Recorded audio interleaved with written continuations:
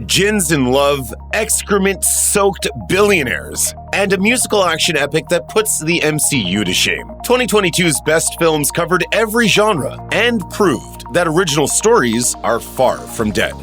Athena is a thriller, a family drama, and a snapshot of contemporary tensions between citizens and institutions. It's all told from the perspective of three grieving brothers trying to make sense of their fourth brother's death. If the opening sequence doesn't grab you, you may not have a pulse. In a continuous 10-minute shot, a press conference regarding the brothers' murder by the police collapses into a frenetic raid of the station by well-organized protesters who proceed to fortify an apartment complex into a revolutionary stronghold. It only gets more intense from there.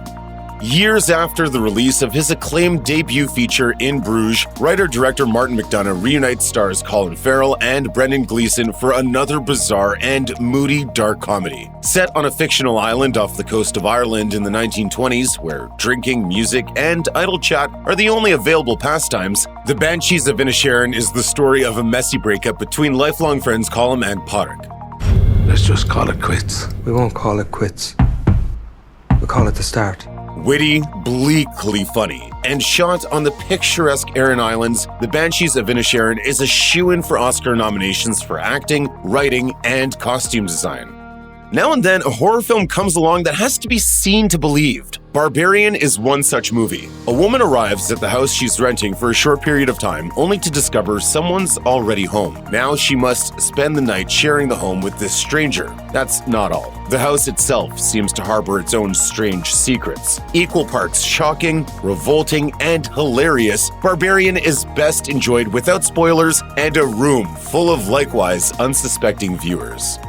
The streets of Gotham City have never been grittier than in The Batman, a new interpretation of DC's most popular superhero. Despite being yet another reboot that takes the character back to basics as a lone crime fighter chasing gangsters and serial killers, The Batman still feels distinct from both Christopher Nolan's nuts and bolts realism and Tim Burton's dark whimsy. More than any previous Batman film, it's a detective story, closer to a 1970s neo-noir than a modern action blockbuster. Within the film's ambitious 3-hour runtime, you'll find memorable performances, gorgeous photography, and one of the most in-depth explorations of the title character ever to hit the big screen.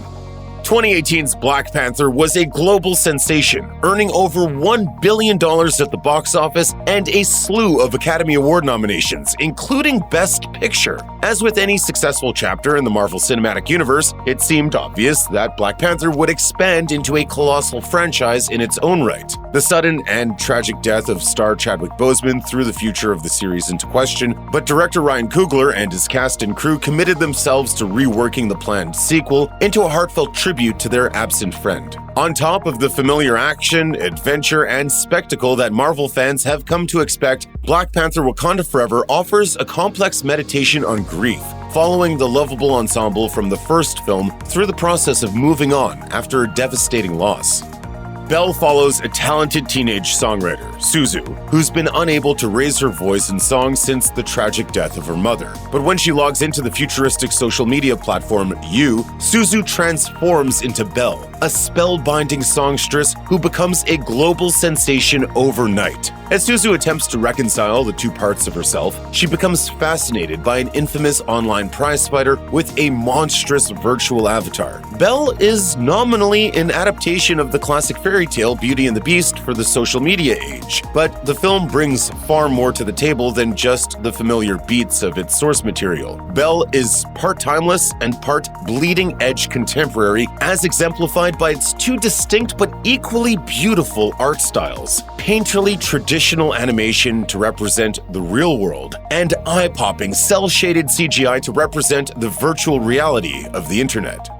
Cooper Raiff stars opposite Dakota Johnson in Cha-Cha Real Smooth, a sweet, witty indie comedy that took home the U.S. Dramatic Audience Award at 2022's Sundance Film Festival. Raiff portrays Andrew, a recent college graduate who's landed back at his mom and stepdad's house while he figures out the next phase of his life. Though built around the sizzling chemistry between Andrew and Dakota Johnson's 30-something character Domino, Cha-Cha Real Smooth is really a quirky and heartfelt coming-of-age story about a college-educated young adult who has to get a job at the mall food court.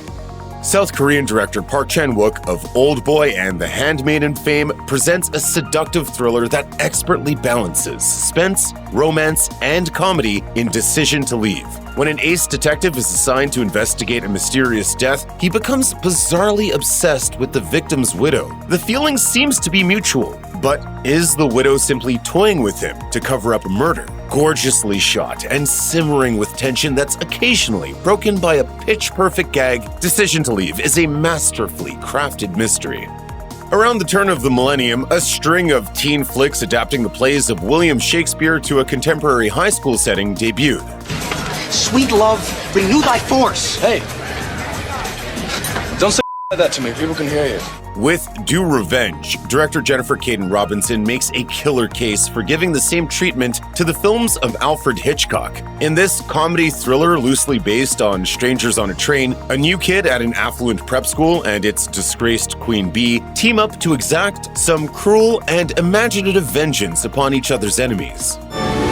I want to burn her to the ground. Whoa. You're giving off some serious Glenn Close and Fatal Attraction energy. Lively, funny, and sporting a tremendous performance from Maya Hawke, if Due Revenge doesn't spark a new trend in high school thrillers, someone is going to pay. Emily the Criminal is a crime thriller born of the present moment, as a generation weighed down by debt and denied full-time employment struggles to make ends meet in the gig economy. Aubrey Plaza stars as Emily, who juggles various menial jobs with combined wages that can't make a dent in her student loans. When presented with the opportunity to make a lot of money fast, Emily becomes a dummy shopper, maxing out cloned credit cards and reselling the purchases on the black market. You know what my mistake really was? I didn't go far enough. The story of a hard-luck outlaw getting in too deep is nothing new, but Emily the Criminal has such a modern edge that it can't be denied.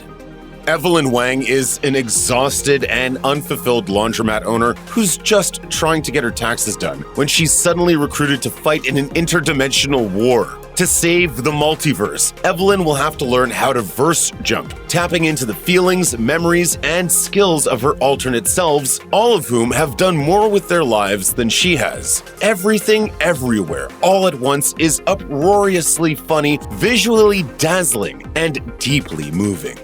Director Steven Spielberg has shaped the past 50 years of cinema more than any other filmmaker. Now he's finally ready to tell the story of the events that shaped Steven Spielberg.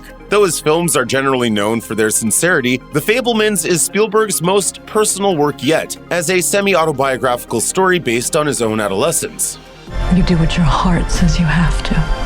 Sammy Fabelman is a young Jewish kid with a love of filmmaking who must navigate the collapse of his parents' marriage. His is a sweet coming-of-age story that's also a thoughtful and sympathetic examination of a loving couple who've drawn apart from each other. Beyond this, The Fabelmans is a charming love letter to cinema, following its protagonist as he embarks on ever more complicated home movie projects that are a delight to see on the big screen.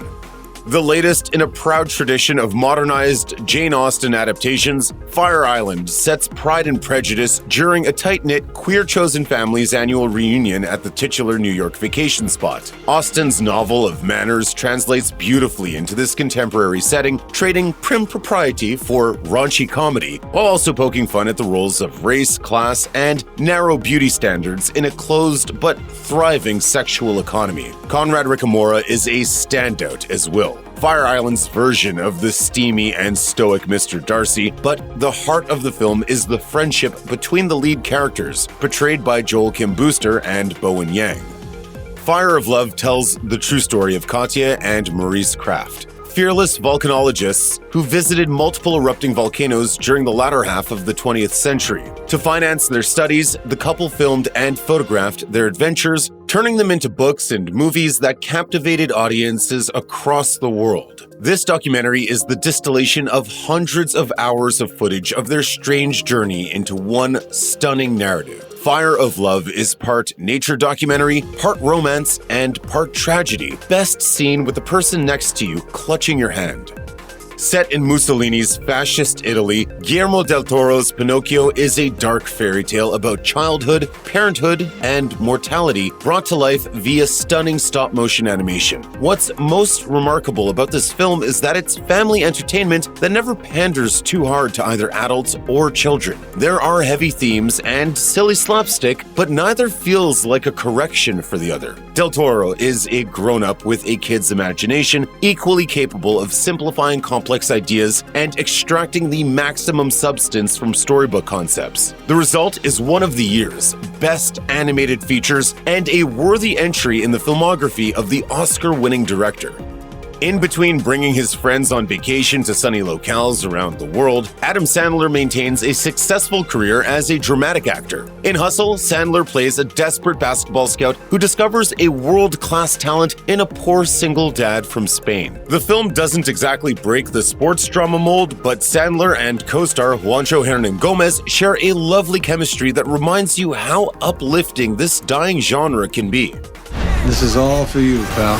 It's for us. Okay, it's for us. The Menu is a satirical thriller in which a dozen discerning diners catch a ferry ride to an exclusive culinary experience that just might be their last. The film has a bit of a Twilight Zone edge to it. Its ironic twists are somewhat predictable, but also hugely satisfying. Like a great meal, it's almost exactly what you ordered, but with a few surprising accents and secret ingredients to make what could have been simple sustenance into an experience worth paying top dollar for. Horror auteur Jordan Peele returns with his biggest and most ambitious film yet, a sci-fi horror comedy western that deconstructs the very concept of filmed entertainment. When a brother-sister pair of down-on-their-luck horse trainers spies a UFO above their ranch, they hope to secure their legacy by capturing the first incontrovertible proof of extraterrestrial life. But at what cost are they willing to attain the impossible shot? And what drives people to seek out bizarre spectacle in the first place? Peele doesn't answer every question he poses to tremendous effect. Expect the wheels in your head to keep turning for days after you see Nope. From celebrated director Robert Eggers comes this unflinchingly brutal historical fantasy based on the ancient Viking epic that inspired Shakespeare's Hamlet. The dethroned Prince Amleth will stop at nothing to exact vengeance against the uncle who slew his father and kidnapped his mother. But will his quest leave him more beast than man? The Northman is as visually stunning as it is disturbing, a meticulous and unsanitized portrait of the grim and miserable past. Prey, a prequel to Predator set in the North American Great Plains during the 18th century, is by far the best installment in the series since the original. It's a lean, character-driven horror thriller with some gnarly, cleverly staged violence. Amber Midthunder makes her mark on action cinema as Naru, a young Comanche warrior looking to prove herself by hunting a dangerous beast. Her prey turns out to be a well-armed extraterrestrial who's come to kill humans for sport, as well as a portent of the colonizing threat that awaits her community. Like all Predator films, Prey can be enjoyed entirely on its own, but it also contains some cute Easter eggs for longtime fans of the franchise's mythology. Resurrection is a white-knuckle psychological horror film in which star Rebecca Hall delivers one of 2022's best performances. Hall portrays Margaret, a businesswoman and single parent who seems in total control of her life until a mysterious man from her past resurfaces and sends her spiraling into an all-consuming panic. What is it that makes his mere presence so terrifying? We are absolutely not telling. You need to see this one for yourself. Essentially, a superhero epic based on two real Indian revolutionaries of the 1920s who likely never actually met, RRR is a violent, thrilling, heartfelt, and gleefully over-the-top Tollywood action musical blockbuster. Its song and dance number, Natu Natu, has gone mega viral online, and it teases only a small fraction of the bombastic excitement of its battle scenes. It's a 3-hour film that energizes rather than exhausts its audience. By the time the credits roll, you'll feel like you could punch a hole through the moon. Just as each Scream sequel has commented on the nature of horror sequels and the changing landscape of horror cinema, this fifth entry tackles the contemporary trend of the requel, in which legacy characters pass the torch to a new generation. But as always, Scream isn't just about dorky inside jokes for cinephiles, it's also a thrilling horror whodunit in its own right, with scares and chuckles in equal measure. Scream can be enjoyed as either a jumping-on point or a satisfying conclusion to one of horror's most consistent franchises.